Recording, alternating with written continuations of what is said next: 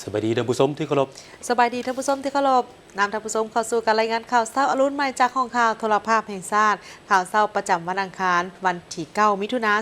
2026ข่าวพักนี้พบกับโฆษกพันงาสุธิพงศ์พร้อมโดยเอกสันติประจักษ์เจ้าสบายดีตอนเช้าสบายดี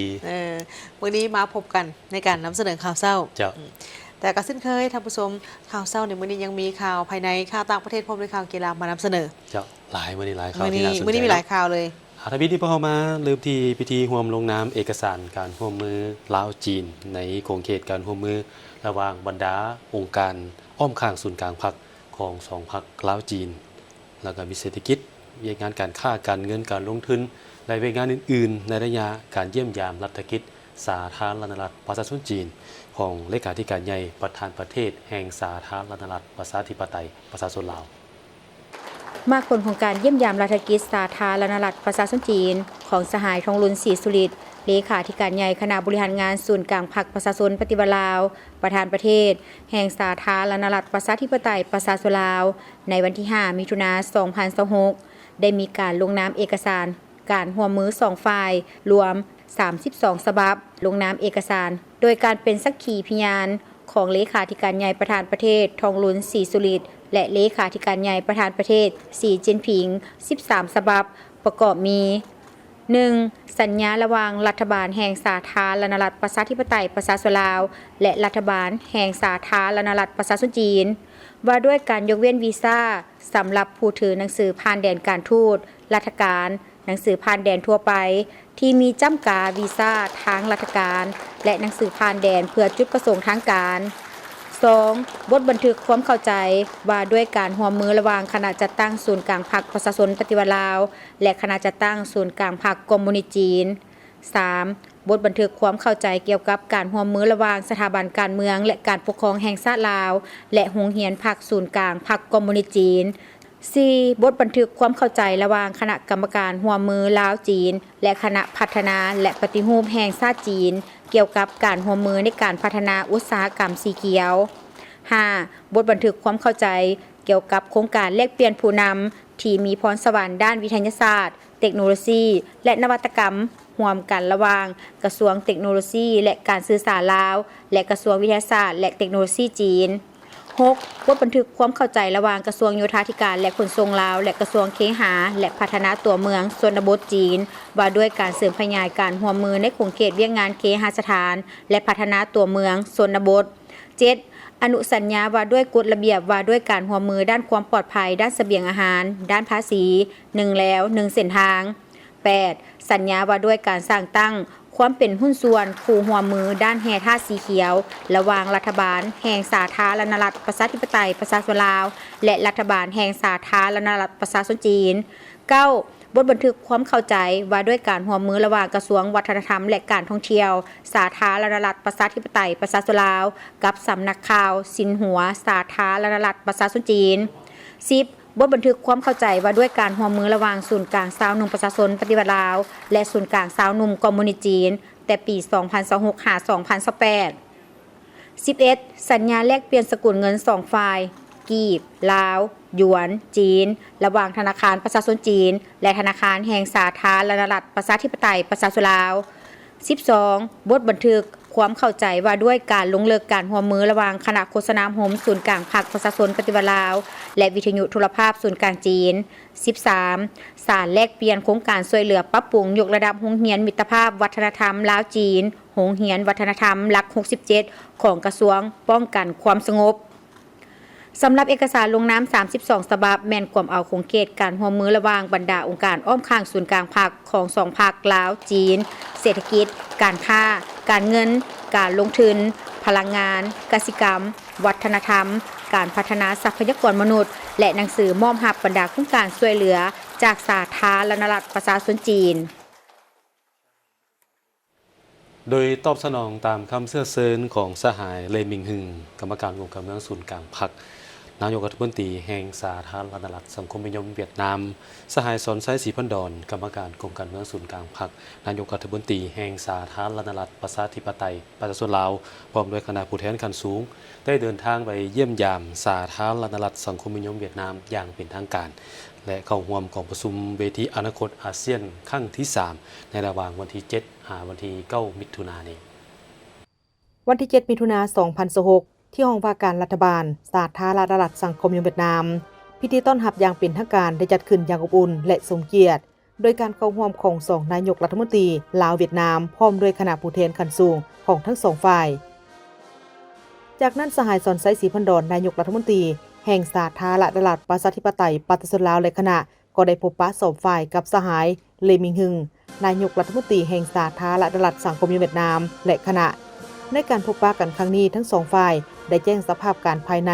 ประเทศให้กันและกันได้รับทราบแสดงความสมเชยต่อกับบรรดาผลสำเร็จในการพัฒนาเศรษฐกิจสังคมที่สองฝ่ายญาติมาได้ในระยะที่ผ่านมาพร้อมทั้งตีราคาสูงต่อกับสายผูกพันมิตรภาพและการร่วมมือที่ดีระหว่าง2 ภาค 2 รัฐที่ได้รับการเสริมขยายอย่างต่อเนื่องในระยะที่ผ่านมาโดยเฉพาะการร่วมมือทางด้านการเมืองสืบต่อมีความไว้เนื้อเชื่อใจนักแน่นหมั่นเทียงและนับมีความใกล้ชิดสนิทสนม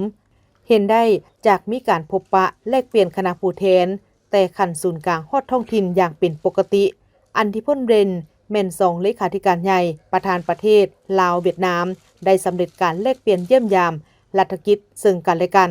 ภายหลังที่สำเร็จกองประชุมใหญ่ผู้แทนทั่วประเทศครั้งที่ 12 ของพรรคประชาชนปฏิวัติลาวและกองประชุมใหญ่ผู้แทนทั่วประเทศครั้งที่ 14 ของพรรคคอมมิวนิสต์เวียดนามซึ่งเป็นการยืนยันถึงความสำคัญและบุริมสิทธิ์ต้นต่อที่มีต่อสายผูกพันแบบพิเศษของลาวเวียดนามที่1บ่มี2ในโลกสองฝ่ายยังได้ตีราคาสูงต่อกับการพัวพันโฮมือในด้านต่างๆที่ได้รับการพัฒนาเป็นก้าวๆมาเป็นต้นแมนการร่วมมือทางด้านการป้องกันชาติป้องกันความสงบด้านเศรษฐกิจการค้าเทคโนโลยีวัฒนธรรมสังคมการศึกษาและด้านอื่นๆพร้อมเดียวกันนี้ทั้งสองฝ่ายก็ยังได้เห็นดีเป็นเอกภาพในการเพิ่มทวีการร่วมมือทางด้านการเมืองให้นักแน่นเพิ่มทวีการหัดแน่นเวียกงานป้องกันชาติป้องกันความสงบเพื่อร่วมกันรับมือกับสิ่งท้าทายแบบใหม่สืบต่อสุขยุขแขนงการเกี่ยวข้องในการจัดตั้งปฏิบัติอย่างมีประสิทธิผลต่อบรรดาข้อตกลงของการนำขั้นสูงของ2 ภาค 2 รัฐก็คือบทบันทึกการร่วมมือของบรรดากระทรวงแขนงการต่างๆทั้งอยู่ศูนย์กลางและท้องถิ่นโดยเฉพาะแม่นมากผลของกองประชุม2 กรมการเมืองและผลของกองประชุมครั้งที่ 48 ของคณะกรรมการร่วมมือลาวเวียดนามลาวให้ปรากฏผลเป็นจริงสืบต่ออำนวยความสะดวกให้แก่การค้าการลงทุนเพิ่มทวีการร่วมมือทางด้านการศึกษาการสร้างบุคลากรที่มีคุณภาพให้ทวงทันกับยุคสมัยใหม่สืบต่อประสานสมทบกันอย่างแน่นแฟ้นเพื่อกะเกียมเฉลิมฉลองปีสามัคคีมิตรภาพลาวเวียดนาม 2027 ที่จะมาถึงนี้พร้อมทั้งสืบต่อเอาใจใส่และเพิ่มทวีการโฆษณาศึกษาอบรมเกี่ยวกับธาตุแท้ความหมายและความสำคัญของสายผูกพันพิเศษที่มี1บ่มี2ในโลกระหว่าง2ประเทศลาวเวียดนามให้แก่ทันแถวพนักงานและประชาชนโดยเฉพาะคนรุ่นใหม่ที่จะสืบทอดภารกิจของทั้ง2ประเทศในอนาคตนอกจากนั้นทั้ง2ฝ่ายยังได้แลกเปลี่ยนความคิดเห็นต่อกับสภาพการภาคพื้นและสากลที่2ฝ่ายมีความสนใจร่วมกันในโอกาสนี้สหายนายกรัฐมนตรีเลมิงฮึงก็ได้แสดงความยินดีต้อนรับอย่างอบอุ่นและตีราคาสูงต่อกับการเดินทางมาเยี่ยมยามในครั้งนี้ซึ่งเป็นข้างทมิตรและประเทศทมิตรภายหลังที่สหายสอนไซศรีพันดอนได้รับการเลือกตั้งให้ดำรงตำแหน่งเป็นนายกรัฐมนตรีแห่งสาธารณรัฐประชาธิปไตยประชาชนลาวอีกวาระหนึ่ง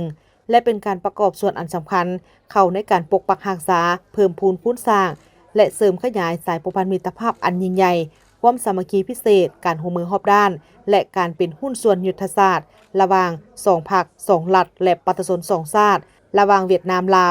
วเวียดนามไอ้น้องให้นับมือนับเกิดดอกออกผลและแน่นแฟ้นยิ่งขึ้น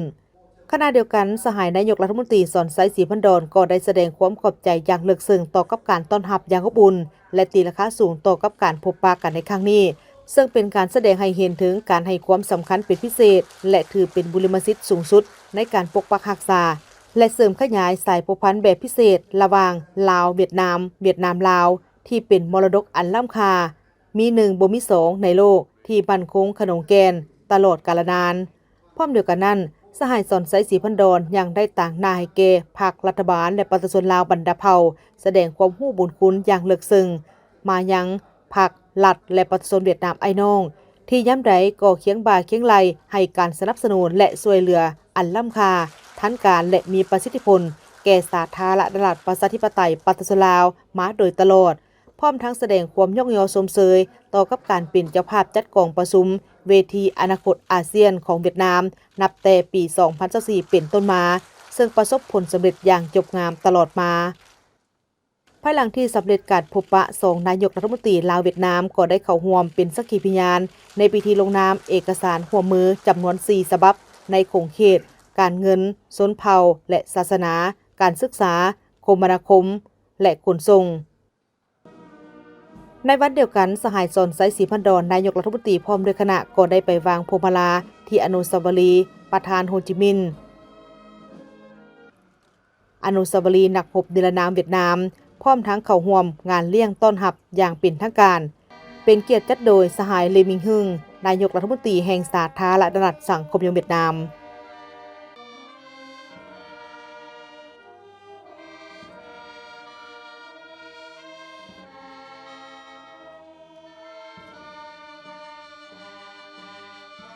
เอกอัครราชทูตแห่งสหภาพยุโรปประจำสาธารณรัฐประชาธิปไตยปฏิรูปลาวได้เข้าพบปะกับรองนายกรัฐมนตรีกระทรวงยุติธรรมเกี่ยวกับเรื่องงานของการร่วมมือของทั้งสองฝ่ายโดยเฉพาะก็แม่นแผนงานการร่วมมือร่วมของประชาชนและสร้างรัฐที่ปกครองด้วยกฎหมายระยะแต่ปี 2024 ถึง 2026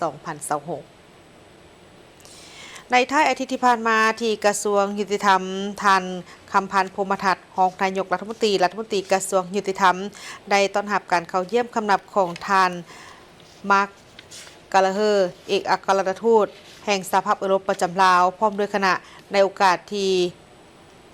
ในการพบปะกันในครั้งนี้ก็เพื่อปรึกษาหารือแลกเปลี่ยนเกี่ยวกับการจัดตั้งปฏิบัติโครงการที่สหภาพยุโรปได้ให้การสนับสนุนกระทรวงยุติธรรมในระยะแต่ปี 2024 ถึง 2026 ผ่านแผนงานการร่วมมือของประชาชนและสร้างรัฐที่ปกครองด้วยกฎหมายในการเพิ่มทวีการมีส่วนร่วมของประชาชนในการพัฒนาประเทศชาติและแนวใส่ปรับปรุงสภาพแวดล้อมและความอาจสามารถให้แก่องค์การจัดตั้งทางสังคมสร้างสังคมให้เข้มแข็งและมีการปฏิบัติตามพระราชบทบาทของสภาแห่งชาติและจะตั้งปฏิบัติพันธะสากลทางด้านสิทธิมนุษย์และการสร้างรัฐที่ปกครองด้วยกฎหมายในโอกาสดังกล่าวนี้ท่านคำพันธ์พรหมทัศน์ก็ได้แสดงความสมเสยและก็เชื่อมั่นว่า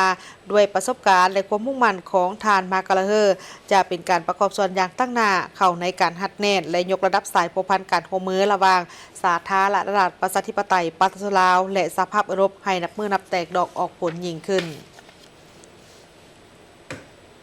คณะกรรมการต้านการฆ่ามนุษย์ระดับชาติได้สรุปการจัดตั้งปฏิบัติเวียกงานต้านการฆ่ามนุษย์5 ปีคือปี 2021 หา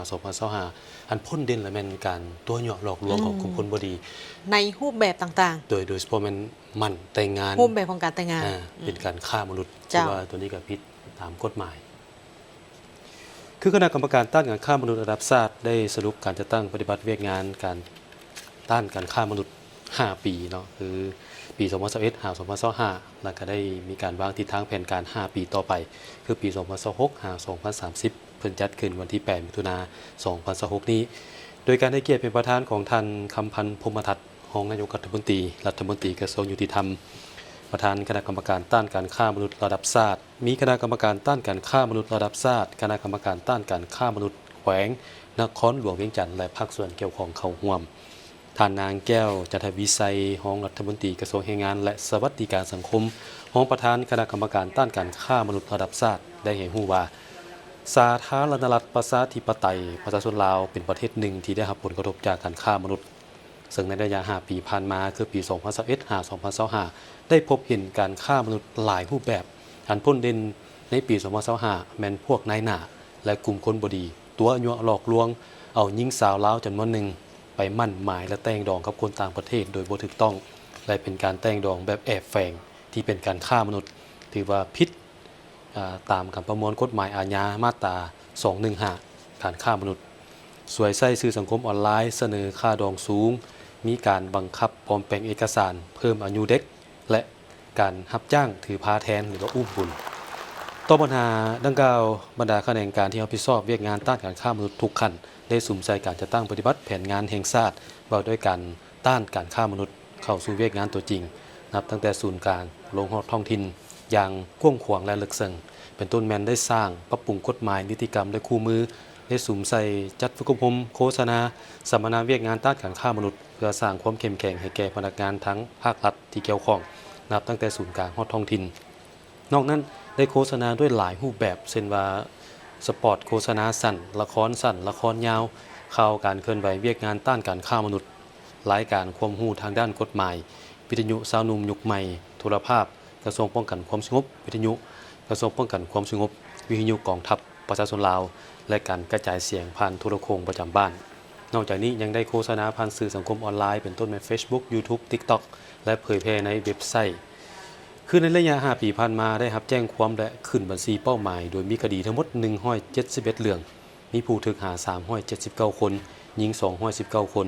ในนี้เป็นชาวต่างประเทศ99คนสามารถช่วยเหลือผู้ถูกข้อหาได้ถึง379คนหญิง331คนซึ่งในนี้เป็นเด็กน้อยอายุต่ำกว่า18ปีจำนวน256คนคดีเข้าใหม่ในปี2025มีทั้งหมด45เรื่องมีผู้ถูกหาจำนวน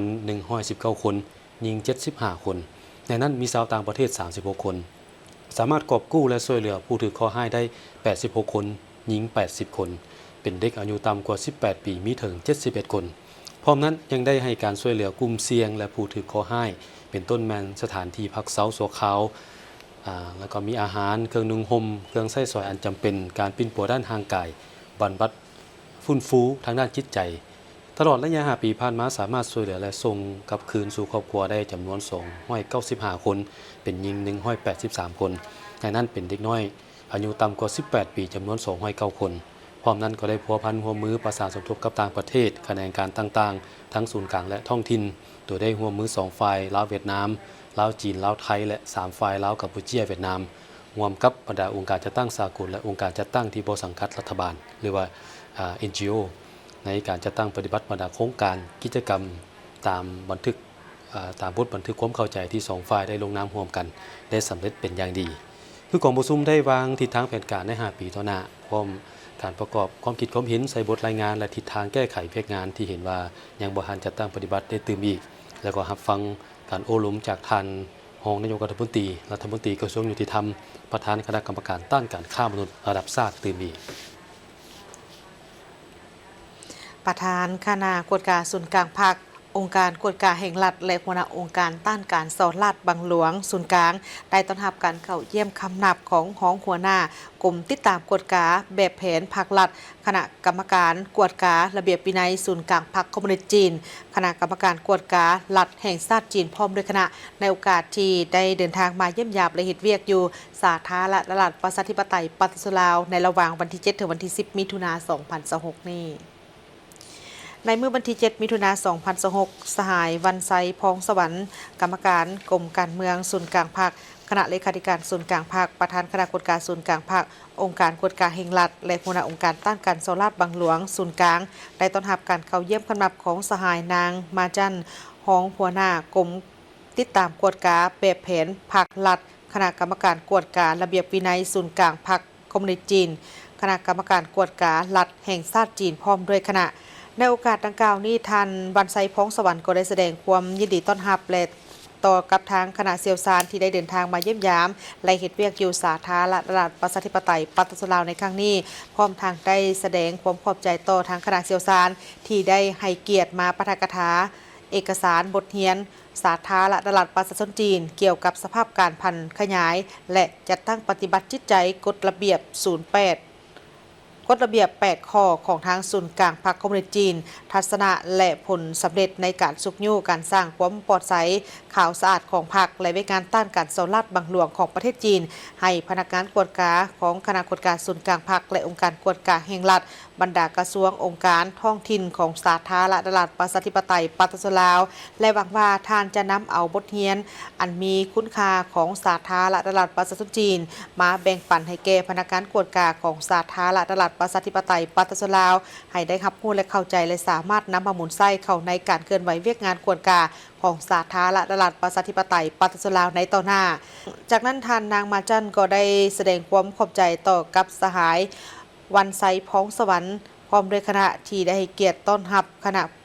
เสี่ยวซานจากทางคณะกรรมการกวดการระเบียบวินัยศูนย์กลางพรรคคอมมิวนิสต์จีนและคณะกรรมการกวดการรัฐแห่งสาธารณรัฐประชาชนจีนในครั้งนี้อย่างอบอุ่นและกล่าวตื่นอีกว่าการเดินทางมาสาธารณรัฐประชาธิปไตยประชาชนลาวของคณะในครั้งนี้แม้ได้รับการสนับสนุนแม้ได้รับการมอบหมายจากทางศูนย์กลางพรรคและรัฐบาลสาธารณรัฐประชาชนจีนให้ทางคณะนำเอาบทเรียนเกี่ยวกับสภาพการพันขยายและการจะตั้งปฏิบัติจิตใจกฎระเบียบ8ข้อของศูนย์กลางพรรคคอมมิวนิสต์จีนทัศนะและผลสำเร็จในการสุกยู่การสร้างความปลอดใสขาวสะอาดของพรรคและเวทงานต้านการสอนลาดบังหลวงของประเทศจีนมาปะทะกถาให้พนักงานกวดกาของสาธารณรัฐประชาธิปไตยประชาชนลาวโดยจะสุ่มสติปัญญาและบทเรียนที่มีการถอดถอนบทเรียนให้แก่พนักงานกวดกาของสาธารณรัฐประชาธิปไตยประชาชนลาวได้รับรู้และเข้าใจและนำไปหมุนไส้เข้าในการเคลื่อนไหวเวียกงานตัวจริงโดยเฉพาะก็เป็นเวียกงานกวดกาท่านผู้ชมเนื่องในโอกาสวันปลูกต้นไม้แห่งชาติและวันเด็กน้อยสากล1 มิถุนายนโรงเรียนประถมมัธยมสมบูรณ์สินไซได้เปิดป้ายส่วนศึกษากสิกรรมและสิ่งแวดล้อมของโรงเรียนเพื่อให้นักเรียนมีกิจกรรมได้เรียนรู้และฮักในการออกแรงงานวิธีเปิดป้ายส่วนศึกษากสิกรรมและสิ่งแวดล้อมของโรงเรียนประถมมัธยมสมบูรณ์สินไซที่บ้านหาดดอกแก้วเมืองหาดไซฟองนครหลวงเวียงจันทน์จัดขึ้นในโอกาสวันเด็กน้อยสากลและวันปลูกต้นไม้แห่งชาติ1 มิถุนายนโดยมีท่านลิ้นคำดวงสวรรค์รัฐมนตรีกระทรวงกสิกรรมและสิ่งแวดล้อมท่านสมมาตรผลเสนาอดีตรองประธานสภาแห่งชาติท่านนางลีปะเอียลีโบเป้าหัวหน้าแผนกศึกษาธิการและกีฬานครหลวงเวียงจันทน์พร้อมโดยครูอาจารย์และนักเรียนเข้าร่วมในพิธีท่านนางอาลีพลเสนาผู้อำนวยการโรงเรียนประถมมัธยมสมบูรณ์สินไซได้กล่าวรายงานว่าโรงเรียน 2025-2026 โรงเรียนสินไซมีนักเรียน 1,717 คนหญิง932 คนมีครูและพนักงาน83 คนหญิง55 คนการดำเนินการเรียนการสอนปฏิบัติตาม5หลักมูลของการศึกษากระทรวงศึกษาธิการและกีฬาบางออกเคียงคู่กับการเรียนทฤษฎีแล้วโรงเรียนก็มีจุดประสงค์เพื่อให้ลูกหลานได้เรียนรู้เกี่ยวกับด้านกสิกรรมและการปกปักรักษาสิ่งแวดล้อมมีโอกาสได้ติดพันกับภาคปฏิบัติตัวจริงหลายขึ้นผ่านมา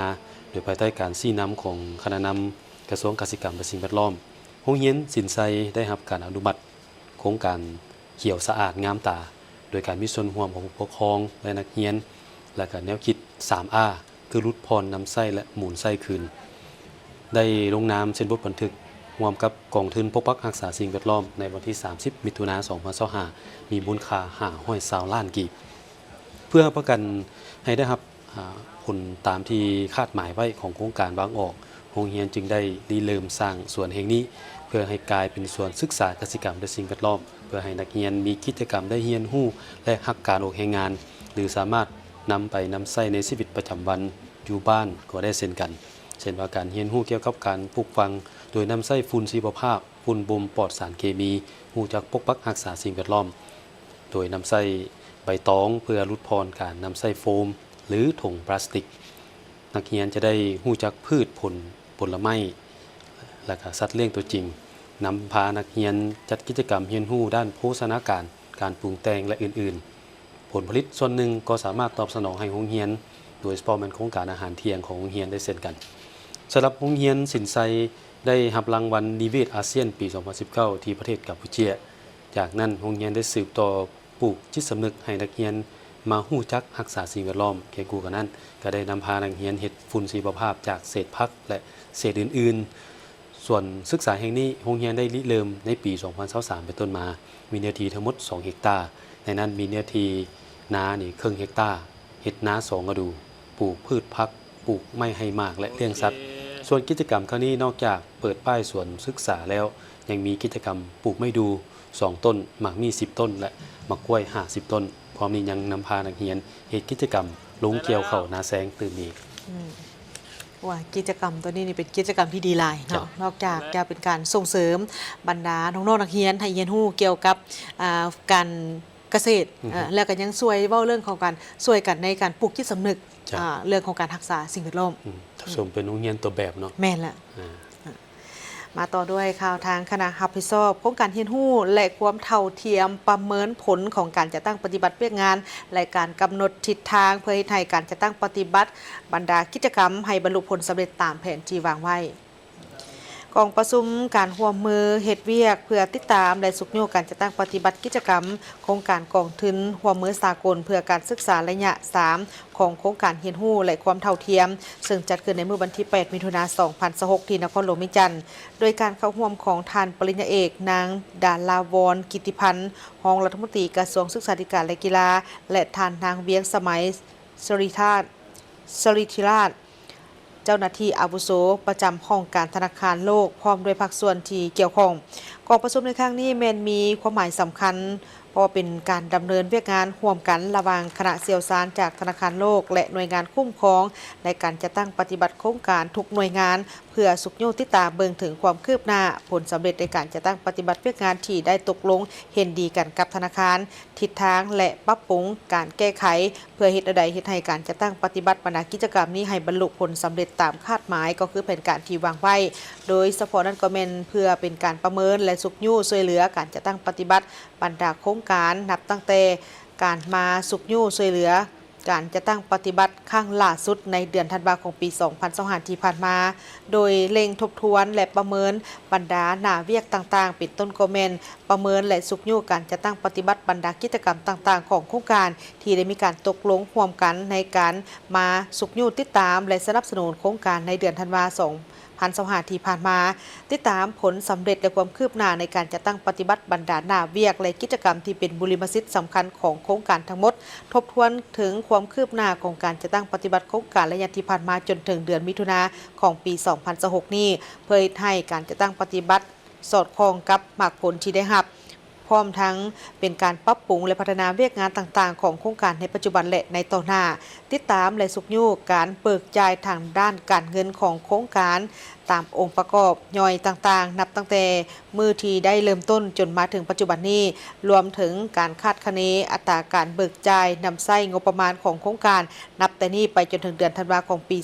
2026 ทบทวนคืนถึงความคืบหน้าของเวียกงานจัดซื้อจัดจ้างการคุ้มครองบริหารการเงินโครงการเวียกงานการปกป้องสิ่งแวดล้อมและสังคม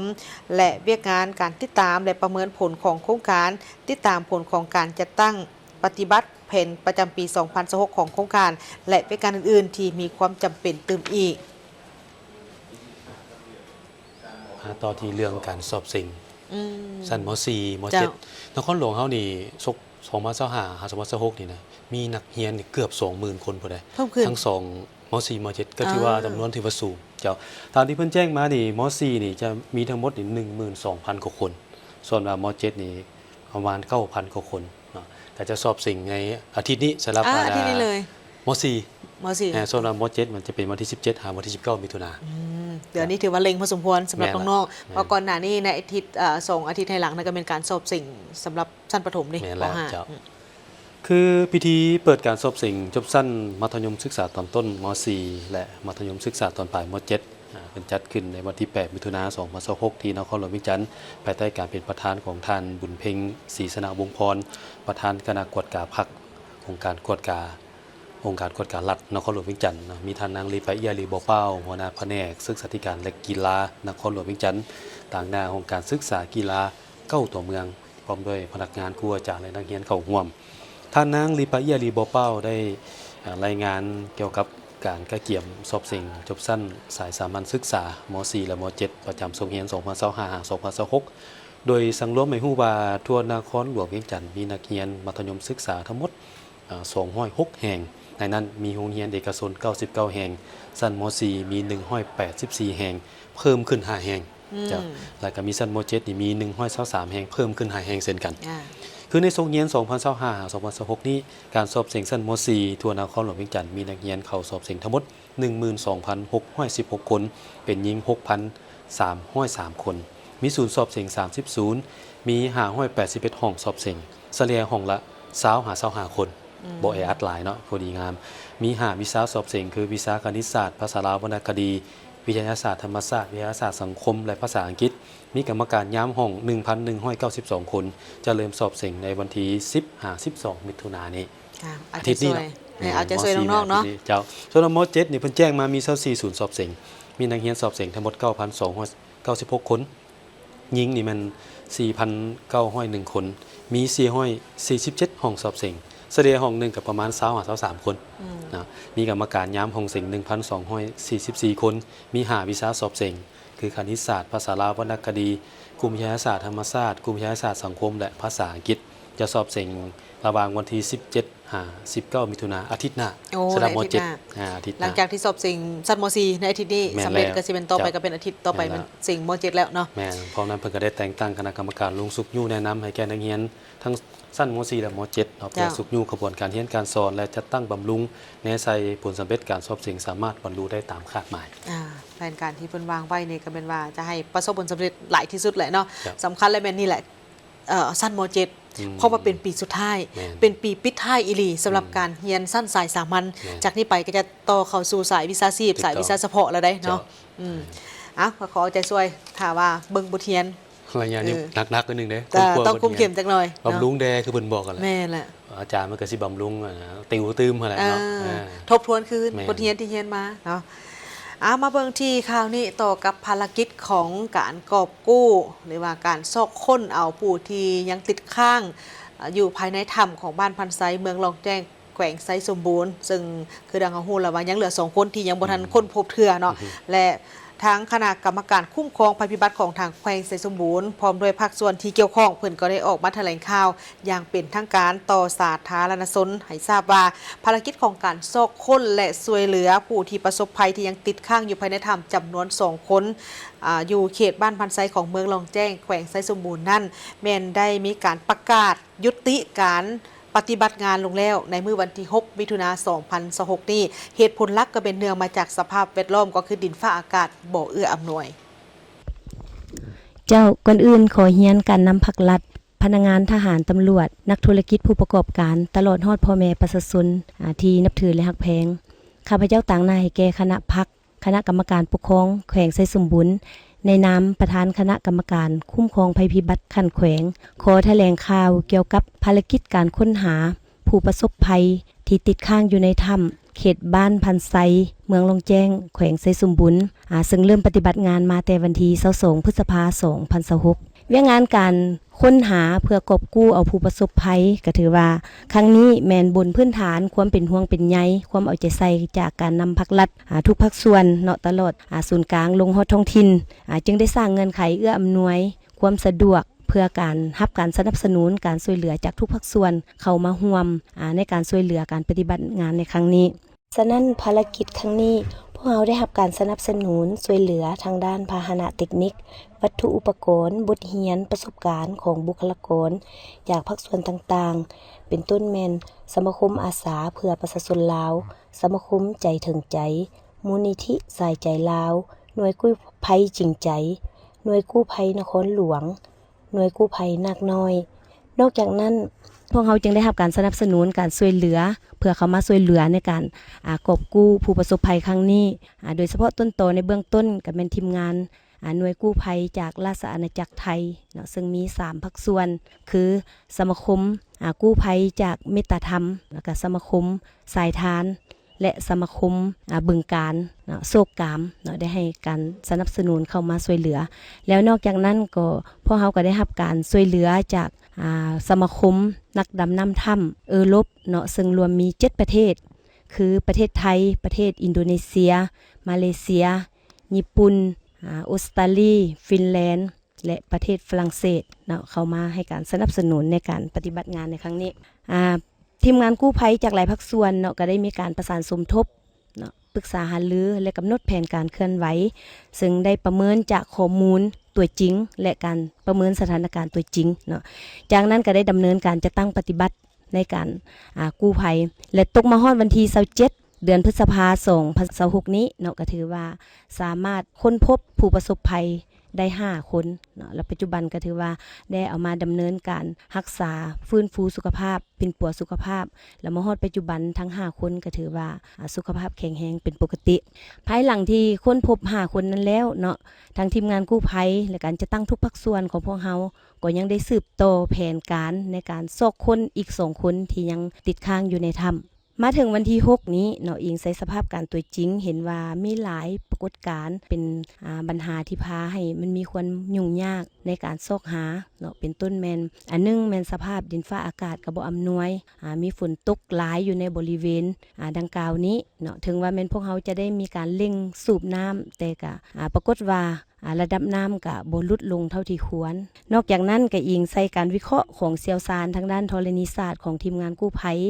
ก็ให้ฮู้ว่าหินผาที่บริเวณปากถ้ำนี่มีท่าเอียงที่จะสุดตัวลงแล้วพร้อมกันนั้นปรากฏมีตะโกนหินทรายและหินอัดตันอยู่บริเวณถ้ำอันนี้ก็เห็นว่าเป็นปัญหาหนึ่งที่อาจเป็นความเสี่ยงในการดำเนินภารกิจการค้นหาต่อไปถึงแม้ว่าทีมกู้ภัยและการจะตั้งทุกภาคส่วนเนาะยังมีความเอาใจใส่มีมนจิตอดทนมีความบุกบืนห้าวหันตัดสินใจสูงแล้วก็ตามแต่ผ่านการปรึกษาหารือเป็นเอกภาพกันแล้วมาฮอดปัจจุบันแม่นพวกเราเห็นว่าจะต้องได้มีการยุติการปฏิบัติงานอยู่ในขอบเขตบริเวณในถ้ำจะอิงใส่การประเมินสถานการณ์และการกำหนดแผนในการจะตั้งปฏิบัติต่อไปซึ่งทิศทางในการจะตั้งปฏิบัติที่จะมีทายเอียงดำเนินการไปได้ดีคือแนวใดนั้นเนาะต่อไปขอเชิญทางทีมงานกู้ภัยพวกเราให้คำเห็นเนาะชี้แจงเจ้า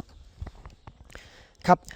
จากการที่เราได้เข้าสำรวจในครั้งหลังนะครับจากที่มีฝนตกชุกนะครับก็พบว่ามีมวลน้ำได้เข้ามาในโถงถ้ำนะครับแล้วก็มีการชะดินชะหินทรายนะครับเข้าไปในจุดที่ผมดำน้ำเองนะครับทำให้เกิดการตื้นเขินของจุดดำน้ำทำให้การลงไปของผมเนี่ยมันยากขึ้นแล้วก็เกิดความแคบมากขึ้นนะครับเราก็เลยตัดสินใจออกมาก่อนนะครับแล้วก็พบว่าอันดับต่อไปเนี่ยทางทีมงานเราเนี่ยมีการเข้าไปแล้วพบว่าทางปากถ้ำเนี่ยมีการเคลื่อนตัวเล็กน้อยของตัวหินนะครับเราก็ได้เชิญผู้เชี่ยวชาญด้านธรณีวิทยานะครับเข้ามาประเมินความปลอดภัยของตัวปากถ้ำซึ่งเป็นหินปูนทั้งหมดนะครับก็พบว่าในก่อนหน้านี้เนี่ยมันมีการ after shock จากการแผ่นดินไหวเนี่ยห่างจากเราไปประมาณ200กิโลเมตรซึ่งทางด้านนักธรณีวิทยาของเราเนี่ยก็ได้พบว่าอาจจะมีการส่งผลทำให้เกิดการเคลื่อนตัวของหินนะครับมีการขยับของหินณปากถ้ำเราหลังจากนั้นเนี่ยเราก็จะได้มีการประเมินตลอดทุกวันในการเข้าออกว่าตัวหินดังกล่าวเนี่ยครับมีการเคลื่อนต่อไหมและสุดท้ายเนี่ยเราก็พบว่าหินดังกล่าวมีการเคลื่อนแล้วก็สุดตัวมากขึ้นจนนักธรณีวิทยาของเราเนี่ยก็พบว่ามันอาจจะเป็นอันตรายต่อไปในการเข้าและออกตัวถ้ำนะครับก็อาจจะส่งผลทำให้นักกู้ภัยแล้วก็นักดำน้ำของเราเนี่ยอาจจะเกิดอันตรายต่อไปในการเข้าและออกครับครับจากการวางแผนภารกิจการปฏิบัติการค้นหาและช่วยชีวิตทั้ง7ชีวิตที่ติดอยู่ในถ้ำนะครับจะได้เห็นผ่านสื่อมาแล้วบ้างนะครับว่าโครงสร้างการปฏิบัติการของพวกเรามีทั้งเหนือเขาแล้วก็ในปล่องถ้ำแล้วก็การบริหารจัดการน้ำซึ่งตลอดระยะเวลาที่ผ่านมาการบริหารจัดการรวมถึงแผนปฏิบัติการได้ดำเนินการตลอดทั้งกลางวันและกลางคืนนะครับตลอด24ชั่วโมงไม่ได้พักเลยแต่ว่ากลไกที่มีการเปลี่ยนแปลงเกี่ยวเนื่องกับทางธรรมชาตินะครับซึ่งเป็นอุปสรรคปัญหาใหญ่ของภารกิจนะครับก็พิจารณาแล้วว่าคงอยู่ในการบริหารจัดการน้ำจะเป็นเรื่องที่เหมาะควรมากกว่าในเวลานี้มากกว่าการที่จะส่งนักกู้ภัยเข้าไปค้นหาและกู้ภัยภายในถ้ำนะครับเพราะว่าอุปสรรคและปัญหาดังกล่าวนั้นเกิดจากธรรมชาติแล้วก็ข้อมูลที่ได้ชี้แจงมาก่อนหน้านี้ครับมีผลเป็นอย่างมากต่อความเสี่ยงของทีมกู้ภัยจึงพิจารณาไม่ส่งทีมกู้ภัยเข้าไปปฏิบัติการภายในโถงถ้ำแต่ขออนุญาตส่งมอบต่อในเรื่องของการบริหารจัดการน้ำเพื่อโอกาสรอดเราไม่ทราบสถานะในสิ่งที่อยู่ข้างในนะครับว่าจะอยู่ในสถานะไหนแต่อย่างน้อยการบริหารจัดการน้ำในช่วงต่อจากนี้ไปน่าจะเป็นโอกาสที่ดีนะครับและก็น่าจะช่วยได้มากกว่านี้นะครับผมเจ้าต่อกับสภาพการปฏิบัติงานเนาะในการค้นหามาฮอดนี้ถือว่าได้ผ่านความพยายามเนาะของทุกภาคส่วนแล้วแนวใดก็ตามข้าพเจ้าต่างหน้าให้แก่การจะตั้งทุกภาคส่วนขอแสดงความเสียใจมายังครอบครัวเนาะโดยเฉพาะเป็น2ครอบครัวที่ยังพวกเฮาบ่ทันสามารถค้นหาได้นั้นเนาะขอให้บรรดาทานจงได้อดทนอดกั้นต่อกับสถานการณ์ดังกล่าวนี้ต่อไปพวกเฮาการจะตั้งภาครัฐทุกภาคส่วนตลอดทั้งทีมผู้ช่วยเหลือจากทุกภาคส่วนก็แม่นได้เฮ็ดสุดความสามารถแล้วแต่ก็ยังจะสืบต่อเนาะจะสืบต่อเบิ่งทิศทางในการช่วยเหลืออีกต่อไปฉะนั้นณโอกาสท้ายนี้อีกเทื่อนึงข้าพเจ้าต่างหน้าให้แก่คณะพรรคองค์การปกครองแขวงตลอดทุกการจะตั้งทุกภาคส่วนของแขวงขอแสดงความขอบอกขอบใจเป็นอย่างยิ่งมายังการนำภาครัฐเนาะที่ได้ให้ทิศชี้นำในการจะตั้งปฏิบัติเวียกงานครั้งนี้มาโดยตลอดขอขอบใจมายังทุกภาคส่วนที่ได้ให้การสนับสนุนทางด้านวัตถุอุปกรณ์ทุนหอน เหือแห้งที่ประกอบส่วนเข้าในการปฏิบัติภารกิจครั้งนี้พิเศษขอแสดงความขอบใจเป็นอย่างยิ่งมายังทีมกู้ภัยของทุกภาคส่วนทั้งภายในและต่างประเทศที่ได้สละสติปัญญาเหือแห้งความสามารถทุกสิ่งทุกอย่างเนาะเข้ามาประกอบส่วนเขาในการดำเนินภารกิจในการค้นหาผู้ประสบภัยของพวกเราครั้งนี้แล้วก็ขออวยไซให้พรมายังทุกท่านเนาะจงมีสุขภาพพลานามัยที่สมบูรณ์แข็งแรงเฮ็ดสำเร็จหน้าที่เวียกงานตามความมุ่งมั่นปรารถนาของบรรดาทานสำหรับทีมกู้ภัยจากต่างประเทศเนาะก็ขอให้บรรดาทานจงเดินทางกลับคืนประเทศด้วยความสวัสดิภาพขอขอบใจ ต้องเข้าใจกับคณะพิสอบที่เกี่ยวของโดยเฉพาะทีมกู้ภัยเพิ่นได้เฮ็ดสุดความสามารถแล้วเนาะ ซุ่มทุกกำลัง แม่น บ่เฉพาะตั้งแต่ทีมกู้ภัยทุกภาคส่วนอีหลีระดมทั้งกำลังกายกำลังใจกำลังพลแท้ๆเนาะไปช่วย แต่ว่าด้วยสภาพแวดล้อมที่มันบ่เอื้ออำนวยคือดังทั้งคณะพิสอบเพิ่นได้แจ้งนี่แหละหลักๆแล้วแม่นว่าระยะนี้ในเขตนั้นแม่นมีฝนตกมาเกือบทุกมื้อเลย แม่น ซึ่งเฮาเห็นจากสภาพหน่วยกู้ภัยที่ลงไปช่วยลงไปค้นหาเพิ่นก็พยายามสแกนหาต่างๆนานาแล้วเนาะซอกหาวิธีต่างๆนานาหนึ่งในนั้นก็เป็นวิธีการใช้วิธีการดูดน้ำออกจากถ้ำเพื่อหวังว่าให้น้ำอยู่ในถ้ำนั้นมันแห้งลงถ้าว่ามันบกลงก็จะสามารถเฮ็ดให้สามารถเข้าไปซอกคนได้ง่ายขึ้น แต่ว่ามันบ่ง่ายอันนั้นก็คือแผนและก็การจัดตั้งปฏิบัติ ซึ่งการจัดตั้งปฏิบัติตัวจริงนี่พบกับผมยุ่งยากหลายเนื่องจากว่าทางนอกมันสภาพฝนตกยังตกหนักอีก แม่น แล้วน้ำที่ออกกับน้ำที่เข้านี่แม่นบางครั้งบอกว่าน้ำที่เข้าไปหลายกว่าน้ำที่ออกมาอีก แม่นถึงว่าเพิ่นจะคุลวงอยู่ปลายถ้ำที่น้ำหลุดออก แต่ว่าก็มีอีกปัญหาหนึ่งคือหินสุด แม่น สุดตันทางเขา มีอันตัวนี้มันมีความเสี่ยงหลายฉะนั้นจึงเห็นให้ว่าเพิ่นประเมินแล้วเนาะทางภาคส่วนที่รับผิดชอบนี่หลายๆหน่วยงานเพิ่นก็มีการระดมความคิด และก็ได้มีการมาวางแผนกันคักแน่เนาะประเมินกันคักแน่แล้วว่ามันมีความเสี่ยง ครับ ฉะนั้นเพิ่นจึงได้ขอยุติภารกิจนี้ก่อน เสียงคือผู้เข้าไปช่วยแล้ว แม่นแหละ ความเสี่ยงหลาย แม่นแหละ เนาะแต่กวันที่ 7 มิถุนายนนี้เนาะสหายทองวันธรรมวงศ์รองเลขาพรรคแขวงไสสมบูรณ์พร้อมด้วยคณะนำของแขวงไสสมบูรณ์และการนำนครหลวงเวียงจันทร์ต่างหน้าให้แก่องค์การจัดตั้งพรรครัฐและประชาชนลาวทั้งหมดนี่เพิ่นก็ได้ต้อนรับทีมงานนักกู้ภัยจากไทยเนาะแล้วก็จากประเทศต่างประเทศที่ว่ามาช่วยหั่นแหละเนาะคือเดินทางกลับมาจากภารกิจการซ่องค้นหาผู้ที่ประสบภัยติดค้างอยู่ในถ้ำนั้นซึ่งภารกิจนี้อย่างที่บอกไปแล้วว่าเขาได้ยุติไปแล้ว เจ้า เนาะแต่ว่าการต้อนรับการแสดงความขอบใจ แสดงถึงน้ำใจที่ทางหน่วยกู้ภัยจากทุกภาคส่วนเขามาช่วย ไอ้นี่หน่วยกู้ภัยนี่บ่เฉพาะตั้งแต่หน่วยกู้ภัยภายในประเทศยังมีหน่วยกู้ภัยจากต่างประเทศถ้าเว้าถึงว่าหน่วยกู้ภัยจากต่างประเทศนี่ก็มาระดมกันว่าเป็นการระดมเนาะเพิ่นว่าเพิ่นมาทุกทิศทางอีหลีได้ Yes มาช่วยกันทั้งหมดนี่แม่นหน่วยกู้ภัยจากต่างประเทศนี่แม่น7หน่วยกู้ภัยจาก7ประเทศ 7 ประเทศแล้ววันนี้เขากับมีการ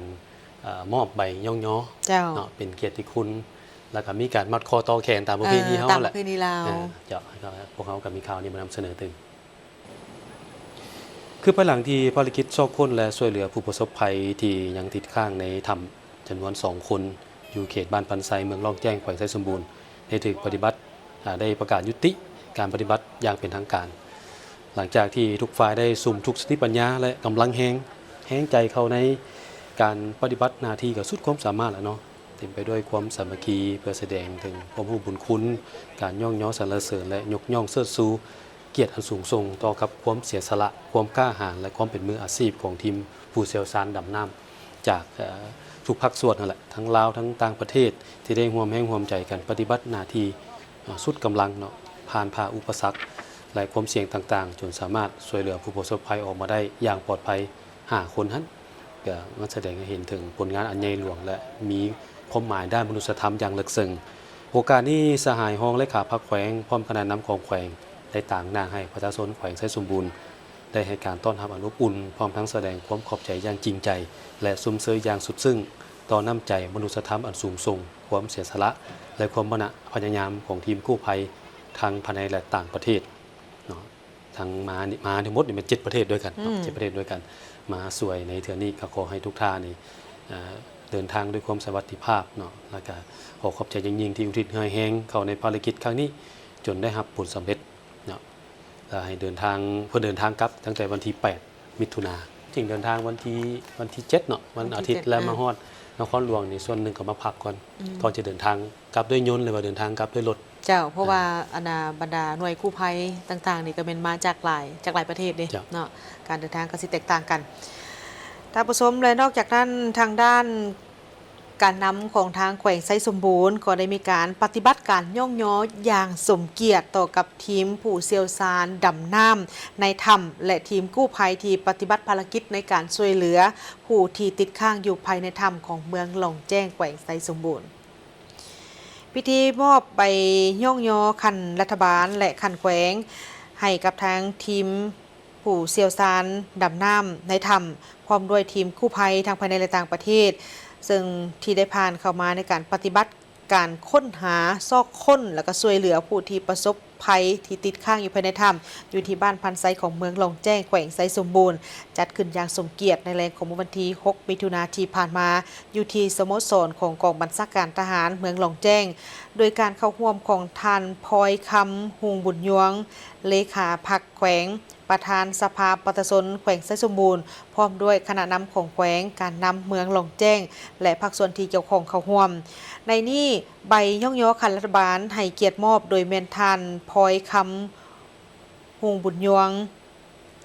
เลขาคณะบริหารงานพรรคแขวงประธานสภาประชาชนแขวงและท่านนางเพชรสมัยโพไสยวงศ์รองประธานคณะกรรมการปกครองแขวงไซสมบูรณ์ประธานคณะกรรมการคุ้มครองภัยพิบัติขันแขวงและใบย่องย้อขัน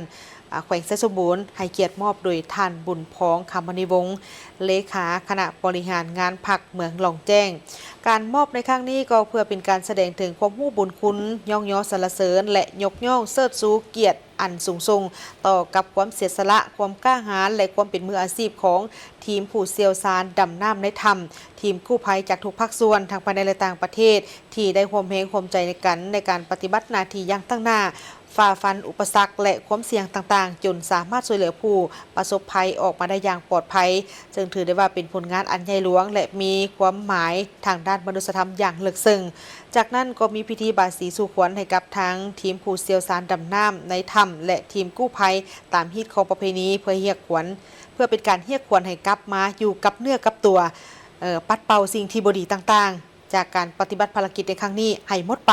ตามความเชื่อที่เคยปฏิบัติกันมาเพื่ออวยพรไซอันประเสริฐและส่งความปรารถนาดีให้แก่ทีมกู้ภัยทุกๆท่านจงมีสุขภาพพลานามัยที่สมบูรณ์แข็งแรงมีจิตใจที่เข้มแข็งและประสบผลสำเร็จในหน้าที่การงานพร้อมกับเดินทางกลับคืนภูมิลำเนาก็คือประเทศของตนด้วยความสวัสดิภาพเป็นเหตุการณ์ที่ว่าพ้นเด่นเหตุการณ์หนึ่งซึ่งว่าใช่ว่าดับโลกเขาว่าแม่นเลย แม่น เพราะว่าทั่วโลกนี้ติดตามหลายเหมือนกับอยู่ประเทศไทยที่ว่า17นักเตะผ่านเนี่ยบ่สนทีมหมูป่า เจ้าทีมหมูป่า อันนี้มันแสดงถึงความมีน้ำใจมนุษยธรรมแท้ๆความสามัคคีแท้ เพราะว่าทุกฝ่ายนี่มันมาด้วยใจ ๆแม่น มาด้วยใจมาด้วยจิตใจที่สูงส่งมาด้วยจิตใจที่จุดประสงค์หลักแล้วเป็นอยากจะมาช่วย จะอันที่ว่าเกือบว่าน้ำตาออกหลายทางก็คือบีบหัวใจทั้งผู้อยู่และผู้ไปนะเพราะว่ามียัง2คนที่ว่าบ่สามารถออกมาได้ครอบครัว2คนที่ติดข้างอยู่ภายในถ้ำที่ยังบ่ทันสามารถค้นพบในปัจจุบันนี้ก็คือเท่าเบและเท่าบุญลับทั้ง2คนนี่แหละก็ทั้ง2ครอบครัวนี่ยังมีลูกน้อยอยู่อันนี้แหละจะเฮ็ดให้บอกว่าหลายคนบอกว่าบีบหัวใจแท้ๆเพราะว่าอย่างด้วยอิงใส่สภาพแวดล้อมที่เฮาประสบพบพ่ออยู่เนาะมันก็คือมันยุ่งยากเรื่องของการที่จะไปค้นหาสภาพดินฟ้าอากาศบ่เอื้ออำนวยประเมินแล้วความเสี่ยงที่จะมีผลกระทบต่อกับทีมกู้ภัยก็คือทีมที่จะไปช่วยเหลือหั่นมันอาจจะเสี่ยงหลายย้อนว่าด้วยเฮาเบิ่งถึงถ้ำบางบอนบางจุดก็มีการสุดตัวลงฉะนั้นเพิ่นจึงขอหยุดภารกิจนี้ก็เป็นบทเรียนอันล้ำค่าเลยอันนี้เนาะบทเรียนล้ำค่าประชาชนเฮาตื่มสิ่งใดที่เพิ่นห้ามคืออยากให้ปฏิบัติให้เคร่งครัดนั่นแหละที่จริงเขตนี้เพิ่นกับบ่ได้หาเข้าเลยเพิ่นก็ห้ามบ่ให้เข้าก็มีการลักลอบเข้าไปฉะนั้นก็เป็นบทเรียนเนาะฉะนั้นเรื่องนี้ถือว่าเป็นเรื่องที่สำคัญต่อกับชีวิตเด้เจ้าที่เห็นนั่นแหละแต่ว่าหลายๆคนก็ยังภาวนาขอให้ปาฏิหาริย์มีจริงขอให้ทั้ง2คนที่อยู่ภายในถ้ำนั้นยังปลอดภัยหวังว่าทั้ง2คนนี้จะปลอดภัยและก็จะสามารถเดินทางออกจากถ้ำมาฮอดครอบครัวได้ โดยไวเนาะก่อนที่ทางทีมกู้ภัยจะยุติภารกิจของการค้นหานี่เพิ่นก็ได้มีการนำเอาน้ำและอาหารไปวางไว้แต่ละจุดภายในถ้ำเพราะว่ายังมีความหวังว่าผู้ที่ติดค้างอยู่ภายในถ้ำนั้นถ้าว่าอาจจะเดินทางมาเนาะเขาเจ้าอาจจะบ่ฮู้ว่าซอกหาวิธีทางออกและอาจจะมาพบกับจุดที่มีน้ำมีอาหารพอจะได้บรรเทาชีวิตจ้ะเอามาต่อที่ข่าวท้องถิ่นอีกมื้อนึงที่น่าสนใจมีหลายภาคส่วนในแขวงหลวงพระบางก็ได้รับฟังการเผยแพร่เอกสารเกี่ยวกับเวียกงานการช่วยเหลือเด็กน้อย SOS อยู่ลาวท่านวงคำพันธนุวงศ์กล่าวเปิดกองประชุมว่ากองประชุมครั้งนี้เพื่อสร้างให้คณะกรรมการขั้นแปลงได้มีความรับรู้เข้าใจอย่างลึกซึ้งต่อพระบทบาทของคณะกรรมการรวมทางบรรดาเอกสารที่เกี่ยวข้องถึงการพัวพันและการเคลื่อนไหวเวียกงานของบ้านช่วยเหลือเด็กน้อย SOS ลาวให้ลึกซึ้งทางนำไปพันขยายเข้าหน้าเวียกที่ตนรับผิดชอบให้ได้รับผลสำเร็จซึ่งในระยะผ่านมายังบ่ทันมีการเผยแพร่เอกสารอย่างลึกซึ้งกว้างขวางจึงเฮ็ดให้หลายภาคส่วนในสังคมบ่ทันเข้าใจถึงพระบทบาทและการเคลื่อนไหวเวียกงานของบ้านช่วยเหลือเด็กน้อย SOS ลาวที่ถูกต้องกองประชุมครั้งนี้ผู้เข้าร่วมได้รับฟังการนำเสนอบทบันทึกความเข้าใจของรัฐบาลลาวกับองค์การ SOS สากลพระบทบาทของคณะกรรมการขั้นศูนย์กลางขั้นแขวงเนื้อหาต้นต่อของข้อตกลงว่าด้วยการคุ้มครองบ้านช่วยเหลือเด็กน้อย SOS ลาวภาพรวมของการจัดตั้งปฏิบัติเวียกงานและการเคลื่อนไหวของบ้านช่วยเหลือเด็กน้อย SOS ลาวรวมทั้งเอกสารเกี่ยวกับการปกป้องเด็กพร้อมนั้นบรรดาผู้เข้าร่วมได้พร้อมกันประกอบคำเห็นต่อปัญหาคงค้างในการจัดตั้งปฏิบัติเวียกงานในระยะผ่านมาและร่วมกันวางทิศทางแผนการแก้ไขปัญหาให้ดีขึ้นในต่อหน้าตื่มอีกได้มีการพบปะกันระหว่าง2ฝ่ายก็คือทางคณะโฆษณาอบรมของทางแขวงขมวนสาธารณรัฐประชาธิปไตยประชาชนลาวและคณะโฆษณาอบรมและคนขวยมหาชนพรรคแขวงกวงจิสาธารณรัฐสังคมนิยมเวียดนามในกองประชุมพบปะทั้งสองฝ่ายต่างก็ได้พร้อมกันทบทวนตีราคาคืนผลงานการเคลื่อนไหวจัดตั้งปฏิบัติเนื้อในบทบันทึกการร่วมมือที่ได้ลงนามร่วมกันอยู่ที่นครดงเฮยใน2 ปีผ่านมา